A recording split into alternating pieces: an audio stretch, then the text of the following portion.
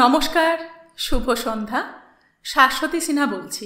অভিজ্ঞান গাঙ্গুলির হত্যাশাস্ত্র পড়া হচ্ছে, শলাক শাস্ত্র, শিল শাস্ত্র পড়া হয়ে গেছে। আজ হত্যাশাস্ত্র 1 থেকে 4। প্রথমেই উপক্রমণিকা শুরু করি। উপক্রম। কুয়াশার চাদরে ঢাকা মগধের রাজধানী পাটলিপুত্র।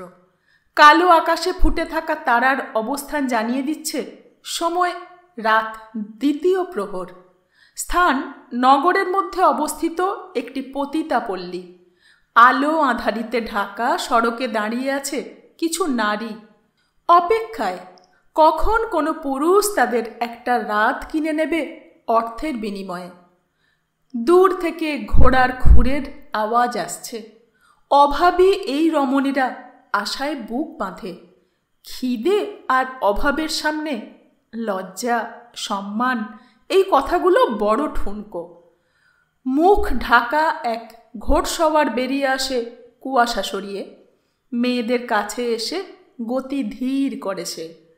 একে একে সব মেয়েদের সামনে ঘোড়া দাঁড় করিয়ে জরিপ করে। পছন্দ মতো একজনের দিকে আঙুল নির্দেশ করে। সেই মেয়েটা মুখে কৃত্রিম হাসি ফুটিয়ে এগিয়ে আসে। নিজের কাপড়ের ফাঁক থেকে একটা রৌপ্য মুদ্রা মেয়েটার সামনে ধরে, কিন্তু সেটা দেয় না। আবার সেটা নিজের কাপড়ের ভাঁজে ঢুকিয়ে রাখে। এটা এক ধরনের আশ্বাসন যে তাকে ন্যায্য মূল্য দেওয়ার ক্ষমতা তার আছে। মেয়েটাকে ঘোড়ায় তুলে নিয়ে লোকটা আবার ঘোড়া ছুটিয়ে দেয়। ঘন কুয়াশার মধ্যে মিলিয়ে যায় ঘোড়া আর তার 2 সওয়ার। কিছুক্ষণ চলার পর একটা নির্জন জায়গায় এসে ঘোড়া থামালো ঘোড়সওয়ার। পথে মেয়েটার সঙ্গে একবারও কথা বলেনি পুরুষটা। একটু অবাক হয় মেয়েটা। এক জায়গায় ঘোড়া থামিয়ে মেয়েটাকে নামতে ইশারা করে পুরুষটা। মেয়েটা নামলে লোকটাও ঘোড়া থেকে নেমে আসে। একটা গলি পথে এগিয়ে গেল লোকটা এবং মেয়েটাকে তার সঙ্গে আসতে ইশারা করল। মেয়েটা তার পিছু নিল। লোকটা এখনো মুখ ঢেকে রেখেছে। বোধহয় সম্মানিত কুলের কেউ। লোকটা বেশ খানিকটা অন্ধকারে ঢুকে গেল। মেয়েটা কাছে আসতেই লোকটা তাকে একটা দেয়ালের সঙ্গে ঠেসে ধরল। এক ধরনের বর্বরতা ছিল লোকটার আচরণে। মেয়েটা তার ভাগ্যকে দোষ দিল এবং দাঁতে দাঁত চেপে পরবর্তী ঘটনার জন্য মানসিকভাবে প্রস্তুত হলো। এক্ষুনি তার শরীর ছিঁড়ে খাবে এই পশুটা।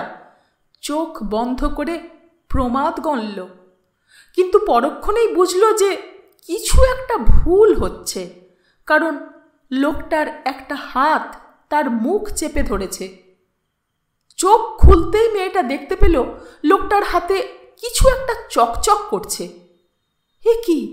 এটা তো একটা বড় ছুরি। তীব্র আতঙ্ক গ্রাস করল মেয়েটাকে। পুরুষটার হাত থেকে পালিয়ে যাওয়ার চেষ্টা করল, ফল হলো না। বাহুবলে সে একজন শক্তিশালী পুরুষের সঙ্গে পেরে উঠবে কেন? ছটফট করতেই লোকটা একটা হাঁটু দিয়ে আঘাত করল মেয়েটার পেটে। অস্ফুট যন্ত্রণার কাতরানি বেরোয় শুধু তার চেপে ধরে থাকা মুখ থেকে। মেয়েটা শেষ মুহূর্তে তার আততায়ীর মুখ দেখতে পেল। তার চোখের তীব্র আক্রোশ যেন ঝলসে দিতে চায় মেয়েটার শরীর। অনুভব করল তার পেটের ভেতর ঠান্ডা লোহার ফলা ঢুকে যাচ্ছে। তীব্র একটা যন্ত্রণা হচ্ছে পেটে। উপক্রমণিকা এই পর্যন্তই। হত্যাশাস্ত্র 1। ওং জবাকুসুম শঙ্কাশং কাশ্যপেয়ং মহাদুতিং ধন্তারিং সর্বপাপঘ্নং প্রণতহস্মি দিবাকরম। নমঃ সূর্যায় নমঃ। সূর্য প্রণাম সেরে সবে নিজের কুটিরের দিকে এগিয়েছেন আচার্য বিষ্ণুগুপ্ত। পরনে সাদা গেরুয়া কাপড়, গলায় রুদ্রাক্ষের মালা, কপালে ত্রিবলি টিকা, ন্যাড়া মাথায় লম্বা টিকি এবং বুকের পইতে তার ব্রাহ্মণত্বের পরিচয়। আর 5 জন ব্রাহ্মণের থেকে তাকে আলাদা করে তার চোখ। চোখের তারায় তার বুদ্ধির দীপ্তি বিদ্যুৎ খেলে যায়। অন্তর্ভেদী সেই দৃষ্টি থেকে যেন জগতের কোনো রহস্যই গোপন থাকতে পারে না। অতি সাধারণ দর্শন এই ব্রাহ্মণকে সামনে দেখলে কেউ অনুমানও করতে পারবে না যে এই ব্যক্তি স্বয়ং বিষ্ণুগুপ্ত চাণক্য, মৌর্য সাম্রাজ্যের অন্যতম গুরুত্বপূর্ণ এবং ক্ষমতাশালী ব্যক্তিত্ব। অনেকের মতে তার রাজনৈতিক প্রতিপত্তি স্বয়ং সম্রাটের চেয়েও বেশি। দেখলেন একটু দূরে 2 জন ব্যক্তি সম্পূর্ণ সামরিক সাজে দাঁড়িয়ে আছে। তাদের মধ্যে একজনকে চিনতে অসুবিধা হলো না। বয়োজ্যেষ্ঠ ব্যক্তিটি মগধ সেনাপতি কিথক। দ্বিতীয় ব্যক্তি যুবক এবং অপরিচিত। কি ব্যাপার সেনাপতি কিথক, এত ভোরে ঘুম ছেড়ে আমার দরজায় কেন? ভক্তি ভরে ব্রাহ্মণকে প্রণাম করেন সেনাপতি এবং তার সঙ্গী। সেনাপতি কিথক উত্তর দিলেন, আচার্য, এই ভোরে আপনাকে বিরক্ত করার জন্য ক্ষমা প্রার্থী। আপনার পূজা শেষ হওয়া অবধি অপেক্ষা করছি। আপনি আপনার কাজ সেরে নিন। আমার সকালের পূজা শেষ হয়েছে আর্য, আমার কুটিরে আসুন। আর আপনার সঙ্গীকে তো চিনলাম না। ধন্যবাদ আচার্য, এ হলো সুসেন, রক্ষী বাহিনীর নতুন আধিকারিক। বেশ বেশ, তা এত সকালে আপনাদের আমার কাছে আসার কারণ? আচার্য, আপনি নিশ্চয়ই নগরের বুকে ঘটে যাওয়া হত্যাকাণ্ডগুলোর কথা শুনেছেন। আপনার না জানার কথা নয়, কারণ এই পাটলিপুত্রের প্রতিটি মানুষ জানে যে মগধে একটা পায়রাও মহামান্য চাণক্যর অজ্ঞাতে ডানা ঝাপটায় না। সেনাপতি এবং তার সঙ্গীকে নিজের কুটিরের উঠোনে আসন গ্রহণ করতে বলে চাণক্য নিজেও মুখোমুখি একটা আসনে বসলেন।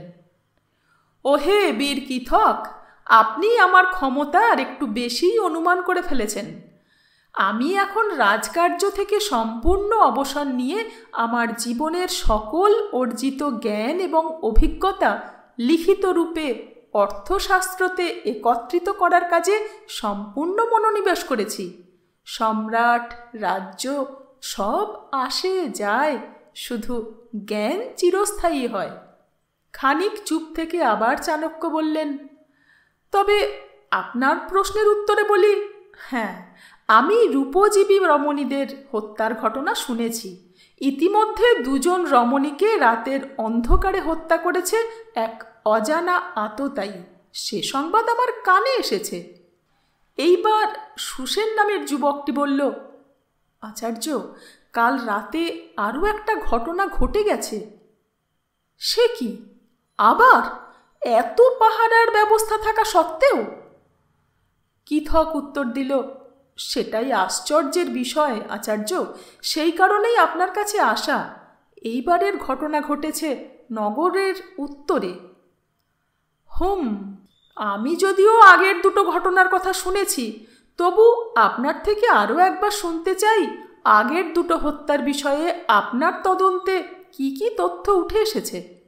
সুসেন বলুক, আমি এবং সুসেন দুজনেই এর তদন্তভার নিয়েছি।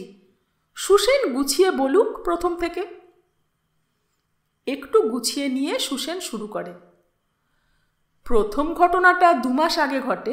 সকালে জনৈক নাগরিক একজন নারীর রক্তাক্ত মৃতদেহ একটা কানাগলিতে পড়ে থাকতে দেখে। সে প্রহরীদের খবর দেয়। খবর পেয়ে আমি নিজেও গিয়েছিলাম। তলপেটে ছুরির আঘাতে মৃত্যু হয়েছে বোঝা যায়, কিন্তু ভয়ঙ্কর হলো নৃশংসতা। প্রথমে সেই দৃশ্য দেখে ভেবেছিলাম হয়তো কোনো শেয়ালের কাজ। পেটের ভেতরের অন্ত্রাদি বাইরে শরীরের পাশে ছড়িয়েছিল। আমি মৃতদেহ শনাক্তকরণের ব্যবস্থা করলাম এবং সেই থেকেই জানতে পারি যে মৃতা রমণী একজন গণিকা। তার সঙ্গে অন্যান্য গণিকাদের জিজ্ঞাসাবাদ করে জানতে পারি যে আগের দিন রাতে একজন মুখ ঢাকা ব্যক্তি এই গণিকাকে নিজের ঘোড়ায় করে নিয়ে গিয়েছিল। সেই অজানা ব্যক্তির মুখ তারা দেখেনি। এই অবধি ঘটনাটা আমার কাছে সাধারণ হত্যাই মনে হয়েছিল, কিন্তু বৈদ্য দেহ পরীক্ষা করে যখন জানালেন যে মৃত মেয়েটির শরীরে জরায়ু নেই। হত্যাকারী হত্যার পরে তার শরীর থেকে জরায়ু ছিন্ন করেছে এবং সেটার আর খোঁজ মেলেনি। বিষয়টা খুব অদ্ভুত লেগেছিল আমার। সেনাপতিকে তখনই আমি ঘটনাটা জানাই, কিন্তু আমি ভাবিনি যে পরের মাসে আবার একই ঘটনার পুনরাবৃত্তি হবে। দ্বিতীয়বারের মৃতা স্ত্রীলোকটিও একজন গণিকা, যদিও অন্য গণিকালয়ের, কিন্তু একই হত্যা পদ্ধতি, আর এবারও জরায়ু নেই শরীরে। পাহারা বাড়ানো হয়েছে যতটা সম্ভব। সৈনিকরা রাতে টহল দিচ্ছে পথে পথে। তারপরেও আজ খানিক আগেই দুজন টহলদারি প্রহরী আরও একটা মৃতদেহ আবিষ্কার করেছে। চিন্তিত ভঙ্গিতে চাণক্য প্রশ্ন করলেন, সম্রাট জানেন এই বিষয়ে? কাল রাতের ঘটনা তিনি জানেন না এখনো, কিন্তু তাকে বলেই বা কি লাভ? আপনি তো সবই বোঝেন আচার্য। বেশ্যাদের জীবনের দাম কেউ দেয় না। সম্রাট বা ওর মন্ত্রীরা এই হত্যাগুলো নিয়ে সভার কোনো সময় ব্যয় করতেই রাজি নয়। সম্রাট নিজে কিছুটা আগ্রহ প্রকাশ করলেও মন্ত্রীরা এইসব উড়িয়ে দেয়। আমি বহু দরবার করেও ফিরে এসেছি। আচ্ছা, এবারও কি একইভাবে? হ্যাঁ আচার্য, পেটে ছুরি চালিয়ে হত্যা করা হয়েছে। এই মৃতদেহতেও জরায়ু নেই। খুবই বীভৎস। আগের দুটো মৃতদেহ আমি দেখেছি। চলুন আর্য, আমিও যাই, দেখে আসি মৃতদেহ। উঠে দাঁড়ালেন চাণক্য। তার দেখা দেখি অন্য দুজনও আসন ছেড়ে উঠে দাঁড়ালেন।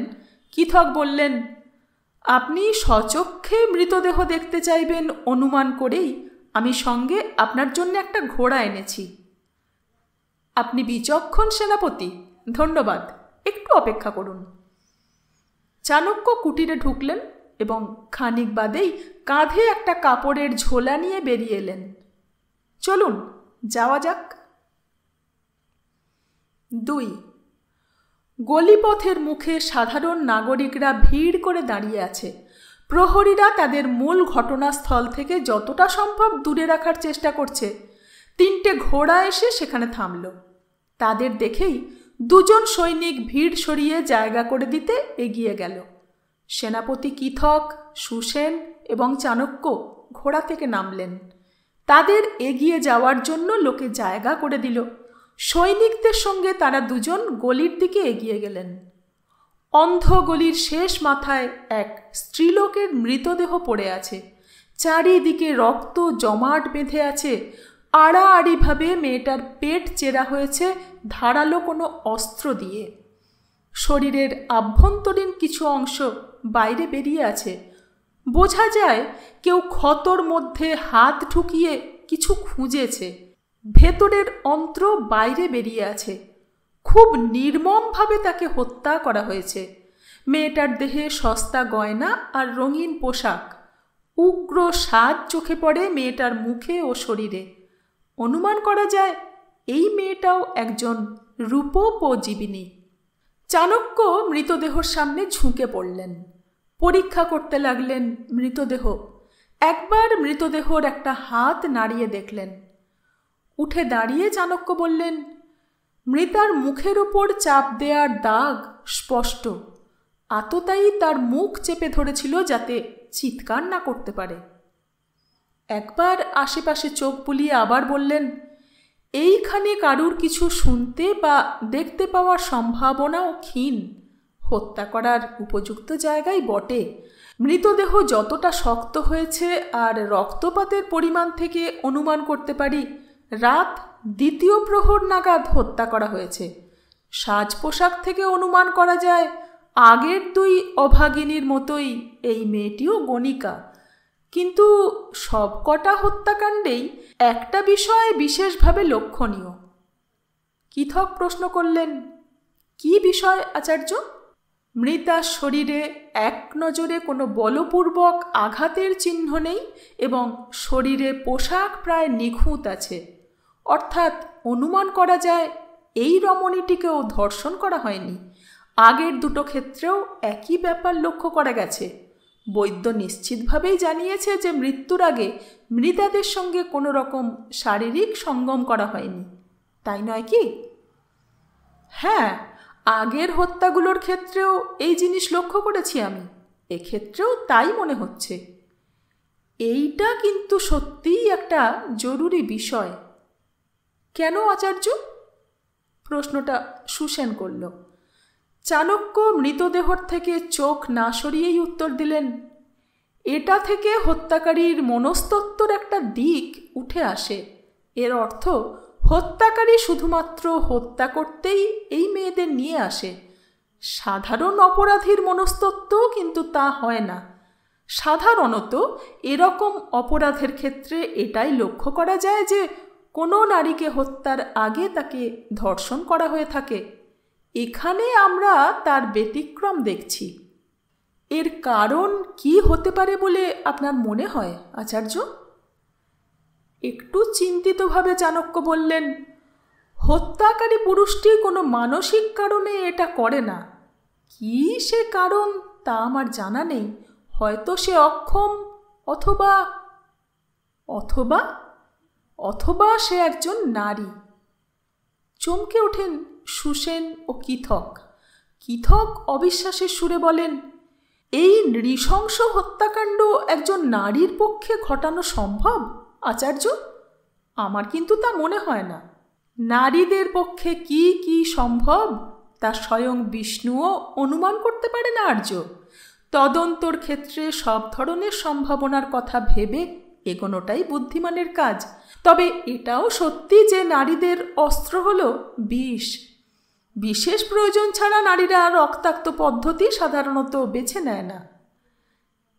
এর থেকে কি আপনি কিছু আন্দাজ করতে পারছেন আচার্য? না, কিছুই না। তবে সবচেয়ে কাছের গণিকা পল্লীতে খবর দিন। সম্ভবত মেয়েটা সেখানকারই বাসিন্দা। তাদের মধ্যে কেউ এসে শনাক্ত করতে পারবে আশা রাখি। কিথক বললেন, আগেই খবর পাঠানো হয়েছে আচার্য। আমিও অনুমান করেছিলাম যে সম্ভবত কাছের গণিকালয়েরই গণিকা, তাই সৈনিক পাঠিয়েছি। সেখান থেকে কয়েকজনকে এখানে নিয়ে আসবে। আচ্ছা, বেশ, কিছুক্ষণ অপেক্ষা করে যান আচার্য। সৈনিকরা চলেই আসবে এখুনি। বাক্য শেষ করতে না করতেই কিথকের কথার সত্যতা প্রমাণিত হল। দুজন সৈনিকের ভিড় সরিয়ে তিনজন নারী এগিয়ে আসার পথ করছে দেখা গেল। তিনজন দ্রুত এগিয়ে আসছিল, কিন্তু মৃতদেহর দিকে নজর পড়তেই থমকে দাঁড়িয়ে পড়ল তারা। তাদের মধ্যে একজন আতঙ্কে চোখ ঢাকল, আর দ্বিতীয়জন সেই রক্তাক্ত বীভৎস দৃশ্য সইতে না পেরে বমি করতে শুরু করল। তৃতীয়জন শুধু বিস্ফারিত চোখে চেয়ে রইল মৃতদেহর দিকে। তাদের কিছুক্ষণ সামলে নেওয়ার সময় দিয়ে সুসেন এগিয়ে গেল তাদের দিকে। মৃতদেহ থেকে খানিক দূরে নিয়ে গিয়ে প্রশ্ন করল, মৃতা কি তোমাদের পরিচিত? তৃতীয় মেয়েটি উত্তর দিল, হ্যাঁ। নাম? কৃতিকা। কাল শেষ কখন দেখেছিলে তাকে, মনে আছে? আমি শেষ দেখেছিলাম কাল রাতে। আমরা দাঁড়িয়েছিলাম রাস্তার ধারে। একজন ঘোড়সওয়ার আসে আর ওকে সঙ্গে নিয়ে যায়। ঘোড়সওয়ার? তাকে দেখেছ? না মহাশয়, তার মুখ ঢাকা ছিল, গায়েও কাপড় দিয়ে ঢেকে রেখেছিল। ঘোড়ার রং কি ছিল, দেখেছিলে নিশ্চয়ই? এইবারের প্রশ্নটা চাণক্য করলেন।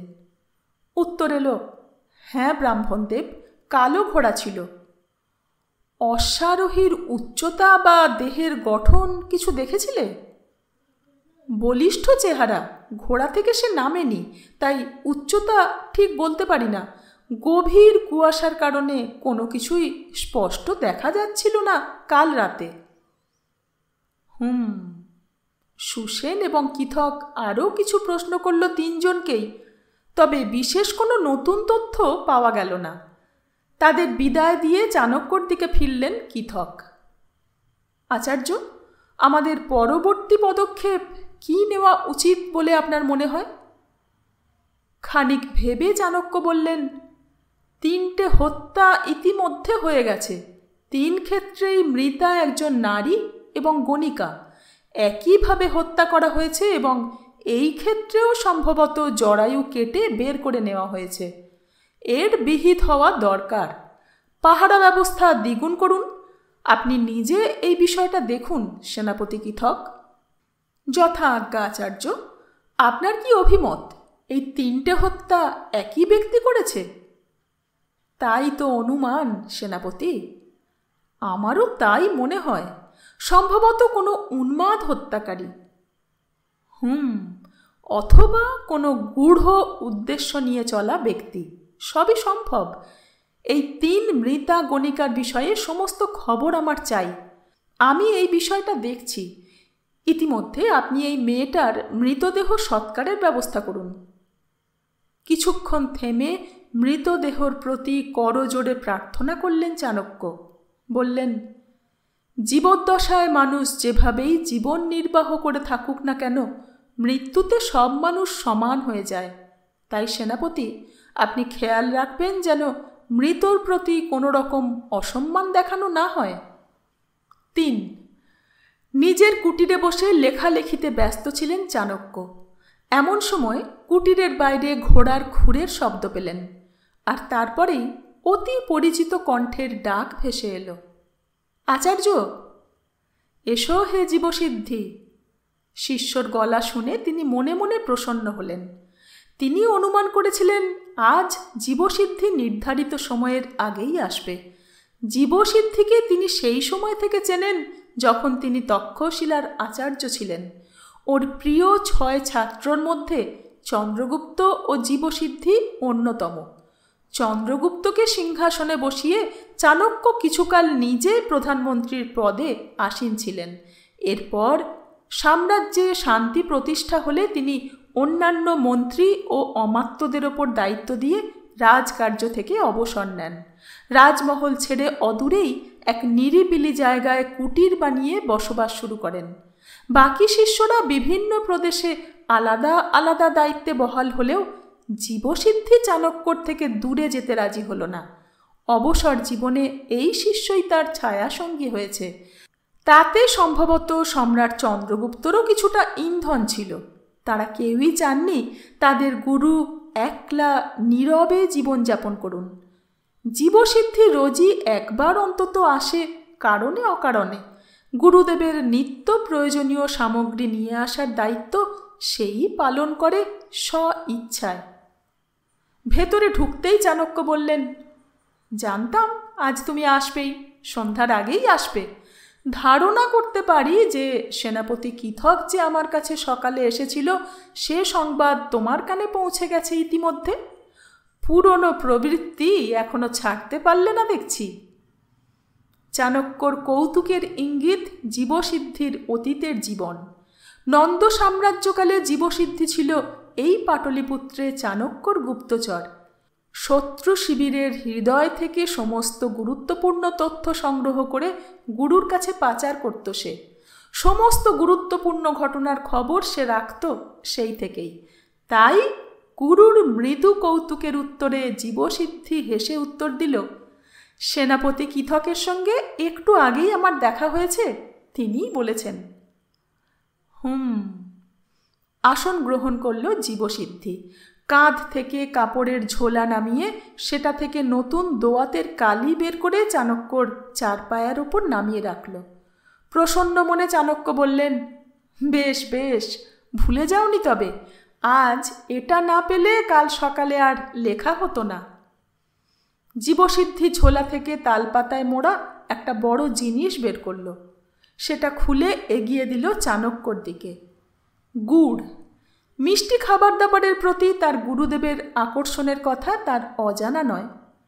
দ্বিগুণ প্রসন্ন হয়ে এক টুকরো গুড় তুলে নিজের মুখে ফেলে চাণক্য প্রশ্ন করলেন, চন্দ্রগুপ্তর সঙ্গে দেখা হলো? চমকে উঠে জীবসিদ্ধি উত্তর দিল, হ্যাঁ, গিয়েছিলাম। কি খবর ওদিকে? সম্রাট ব্যস্ত ছিলেন, বেশি কথা হয়নি। কোনো এক গুপ্তচর রাজ্যের গোপন তথ্য নাকি শত্রুদের পাঠাচ্ছে। তাকে ধরার নাকি কিছু সূত্র পাওয়া গেছে, তাই নিয়েই মন্ত্রী অমাত্যরা সম্রাটের সঙ্গে গভীর আলোচনায় লিপ্ত ছিলেন। আপনি বলুন, এই পরপর হত্যাকাণ্ডর বিষয়ে কি ভাবলেন? সবে তো ভাবনা শুরু করলাম হে, বরং এই বিষয়ে তোমার ধারণাগুলো একটু শুনি। আমি নিশ্চিত এগুলো একই লোকের কাজ। পাটলিপুত্র রাতের রাস্তায় কোনো এক অজানা উন্মাদ হত্যাকারী ঘুরে বেড়াচ্ছে, এটা ভাবলেই অস্বস্তি হয় আচার্য। কাল রাতে আরও এক গণিকাকে হত্যা করা হয়েছে, তা নিশ্চয়ই শুনেছ। সারা পাটলিপুত্র জানে, তবে সাধারণ গণিকাদের হত্যা করা হচ্ছে বলে কেউই বিশেষ ভাবিত নয়। সেটাই সমস্যা। হত্যার পদ্ধতিটা এতটা নৃশংস না হলে সম্ভবত কেউ জানতেই পারত না, সৈনিকরাও মাথা ঘামাতো না। কিন্তু হত্যা করে পেট কেটে কারুর জরায়ু বের করে নেওয়া হয়েছে বলে এটা চিন্তার বিষয়। ওহো, বলতে ভুলে গেছি, সেনাপতি কৃথক জানালেন যে গতকালের হত্যার ক্ষেত্রেও একইভাবে জরায়ু বের করে নেওয়া হয়েছে। মৃতদেহ পরীক্ষা করে বৈদ্য সেটা নিশ্চিত করেছে। আচার্য, এরপর কি আরও হত্যা হবে? আপনার কি মনে হয়? হত্যাকারী ধরা না পড়া অবধি সে থামবে না জীবসিদ্ধি, তাকে আটকাতেই হবে। হতে পারে হত্যাগুলো যতটা যথেচ্ছ ও লক্ষ্যহীন মনে হচ্ছে আপাত দৃষ্টিতে, হয়তো বাস্তবে তা নয়। এই মৃতা তিনজনের মধ্যে কোনো অদৃশ্য যোগসূত্র থাকতে পারে, সেটা খুঁজে বের করতে হবে। চুপ করে খানিক ভাবলেন চাণক্য। বললেন, এই তিনজন মৃতা গণিকাদের সম্বন্ধে যাবতীয় তথ্য আমায় এনে দাও জীবসিদ্ধি। সেনাপতি কৃথক বা নবীন ন্যায়রক্ষী অধ্যক্ষ সুসেনের সাহায্যে তা জোগাড় করো।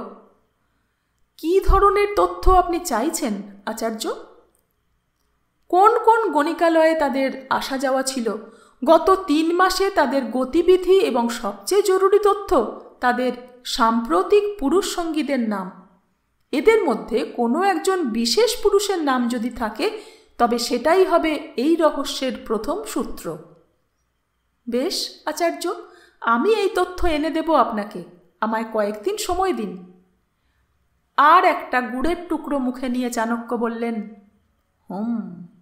4 সম্রাট চন্দ্রগুপ্তর রাজসভা।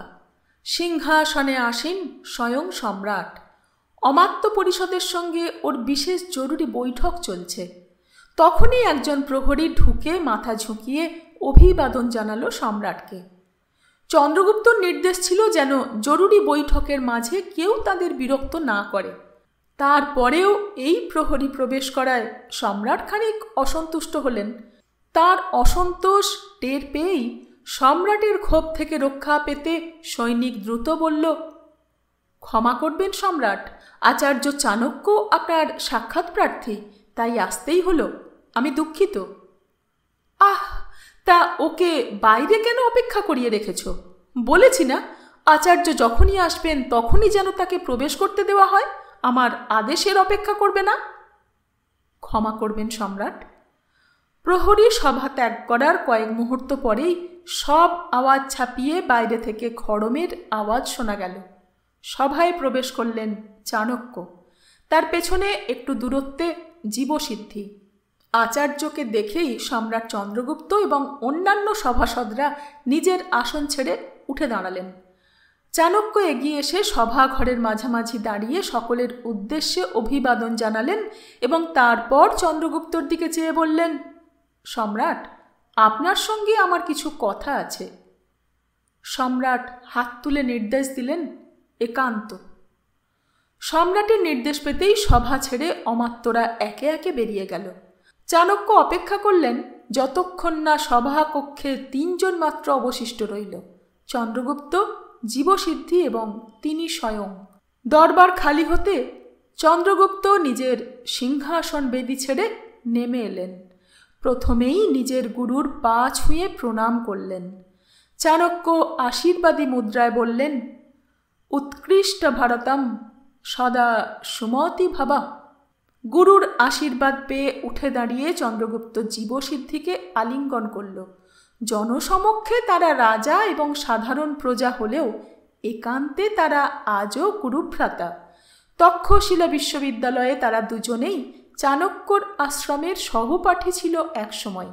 তারা পরম সুহৃদ এবং আজও চাণক্যর দেয়া বিশেষ বালা বাহুতে ধারণ করে আছে। এই বালা তাদের গুরুভ্রাতা হওয়ার চিহ্ন, যা শুধুমাত্র চাণক্যর বিশেষ ছাত্রদের কাছে আছে। এটা তাদের গৌরবের চিহ্ন।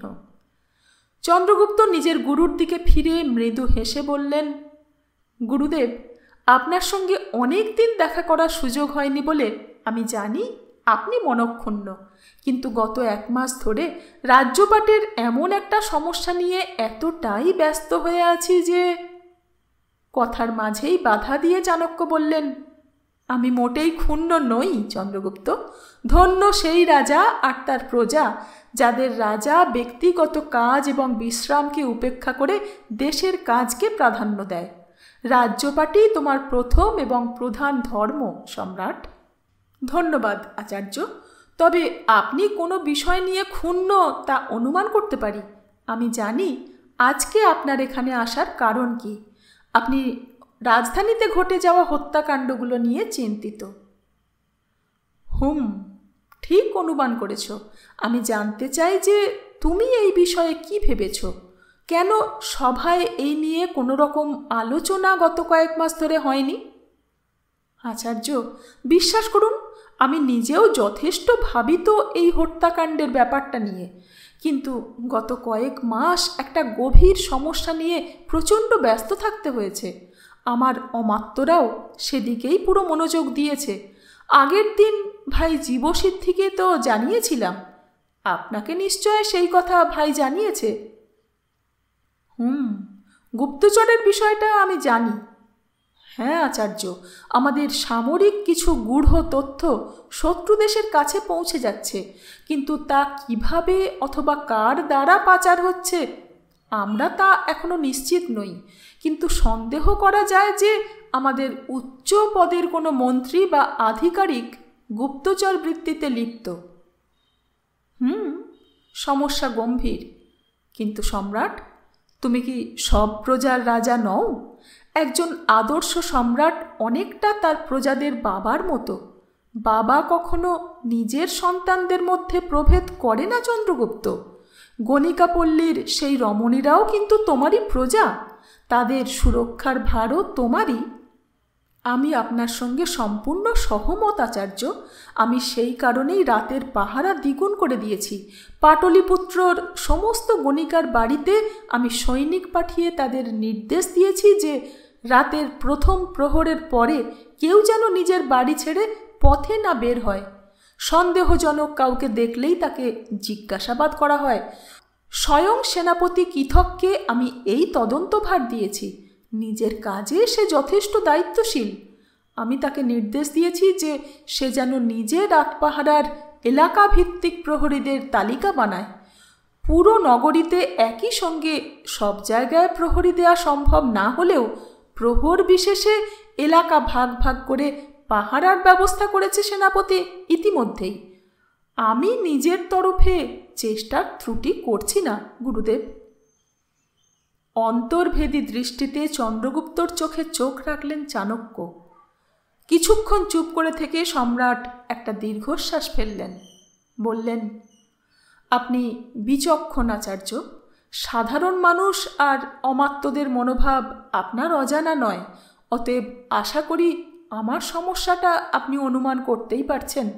বেশ্যাদের প্রতি আমাদের সমাজের মনোভাব মোটেই সুখকর নয়। আমার মন্ত্রীরা বেশ্যা সম্পর্কিত কোনো কিছুতে থাকতে নারাজ। তারা মনে করে পতি তাদের জীবনের কোনো দামই নেই। তারা পাপী, পাপের সাজা পাচ্ছে। এদের সঙ্গে এই বিষয়ে আলোচনা করাটা বিশেষ ফলপ্রসূ হয়নি। আমি তাই নিজের মতো তদন্ত চালাতে বলেছি, কিন্তু আমি নিজেও এই তথ্য পাচারের সমস্যাটার কারণে এই দিকে মনোযোগ দিতে পারছি না। বুঝেছি। প্রদীপের তলাতেই সবচেয়ে বেশি অন্ধকার থাকে। তোমার যে চরিত্রবান অমাত্যরা রূপজীবী নারীদের পাপী বলে, রাতের অন্ধকারে তারাই কিন্তু এদের কেনে। সবই বুঝি আচার্য, আমি এর বিহিত করবই। কিন্তু আমায় কিছুটা সময় দিন। এই গুপ্তচরের বিষয়ে একটা সূত্র হাতে এসেছে। আমি আশা করছি এই সূত্র ধরে দ্রুত সেই তথ্য পাচারকারী ধরা পড়বে। তারপরেই আমি এই হত্যাকাণ্ডর তদন্তে মনোযোগ দেব। অসম্মতিসূচক মাথা নাড়লেন চাণক্য। বললেন, ততদিন সময় নেই সম্রাট, ততদিনে আরও হত্যা হবে। ইতিমধ্যেই 3-3টে হত্যা হয়ে গেছে। পাটলিপুত্রে আজকাল রাতে সাধারণ মানুষও বেরোতে ভয় পেতে শুরু করেছে। তাদের মনে আতঙ্ক ঢুকছে। রাজধানীতেই যদি মানুষ সুরক্ষিত বোধ না করে, তবে যে তারা সাম্রাজ্যের ন্যায় রক্ষা ব্যবস্থার ওপর ক্রমে আস্থা হারাবে, তা আমি হতে দিতে পারি না। জীবসিদ্ধি এতক্ষণ সবার কথা শুনছিল। এইবার বলল, কিন্তু আচার্য, চন্দ্রগুপ্তর কথাও ঠিক। তার হাতের সমস্যাটার দ্রুত সমাধান হওয়াটাও জরুরি। রাজধানী থেকে গোপন তথ্য ফাঁস হয়ে যাওয়াটা যে কতটা গুরুত্বপূর্ণ, তা আমার আপনার চেয়ে ভালো কেই বা জানবে। একটু চিন্তিত মনে হলো চাণক্যকে। কিছুক্ষণ ভেবে বললেন, বেশ, তবে গোপন তথ্য ফাঁসের বিষয়টা তুমি তোমার মতো করে সমাধান করো, আর এই হত্যাকাণ্ডর বিষয়টা আমি দেখছি। এই ধারাবাহিক হত্যাকাণ্ডর সমাধান করতেই হবে আমায়। সম্রাট চন্দ্রগুপ্ত আচার্য চাণক্যকে প্রণাম করে বললেন, তাই হোক আচার্য। হত্যাশাস্ত্রর 1 থেকে 4 আজ এই পর্যন্ত। পরে 5 থেকে 9 নিয়ে খুব শীঘ্র ফিরছি। সঙ্গে থাকবেন। ধন্যবাদ।